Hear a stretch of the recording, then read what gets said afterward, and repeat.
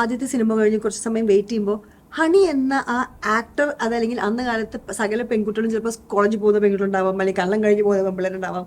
തനിക്കത്ര പ്രായമായിട്ടില്ല എന്നാലും ഞാൻ പറയാം. പക്ഷെ ആ സമയത്ത് ഈ കാത്തിരിപ്പിൽ താങ്കൾക്ക് മുന്നോട്ടുണ്ടായിരുന്നൊരു ഒരു സ്ട്രെങ്ത് എന്തായിരുന്നു?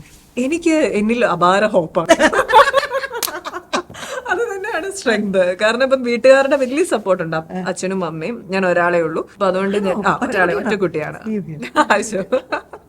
അപ്പൊ അതുകൊണ്ട് തന്നെ അവരുടെ ഒരു സപ്പോർട്ട് ഭയങ്കരമാണ്. പക്ഷെ എന്നാലും ചില പോയിന്റിൽ അവർക്കും, കാരണം നമ്മുടെ സൊസൈറ്റി എന്നുള്ള അല്ലെങ്കിൽ നമ്മുടെ റിലേറ്റീവ്സ് അങ്ങനെയൊക്കെ ഉള്ള എന്താ പറയാ ബാഹ്യ ഇടപെടലുകൾ വരുമ്പോ തോന്നാം വേണോ നമുക്ക് വേറെ എന്തെങ്കിലും ഒരു ഫീൽഡ് നോക്കാം, അല്ലെങ്കിൽ വിവാഹം അങ്ങനെ ഒരു ഫ്യൂച്ചർ അങ്ങനെയൊക്കെയുള്ള സാധനങ്ങൾ വരാം. കഴിഞ്ഞിട്ടായിരുന്നു അല്ലേ? ഏതാണ് ബാച്ചിലേഴ്സ് BA കഴിഞ്ഞിട്ടാണോ ഈ? അല്ല, ഞാൻ മൂവിയിലേക്ക് വരുന്നത് 9th പഠിക്കുന്ന സമയത്താണ് ബോയ് ഫ്രണ്ട് ചെയ്യുന്നത്. അത് കഴിഞ്ഞിട്ട് ഡിസ്റ്റൻസ് ലേണിംഗ് അങ്ങനെയൊക്കെ BA കംപ്ലീറ്റ് ചെയ്തു. ഇപ്പം അതെ BA കംപ്ലീറ്റ് ചെയ്തു. അപ്പം ഇവർക്കും എല്ലാവർക്കും ചെറിയൊരു ഡൗട്ട് അങ്ങോട്ടും ഇങ്ങോട്ടും ഒക്കെ പോകുന്ന ജേർണിയിൽ വരാം. കാരണം ഇത്രയും വർഷമായില്ലേ, 10-20 വർഷം എന്ന് പറയുമ്പോൾ ഒരു വലിയ കാലയളവാണ്.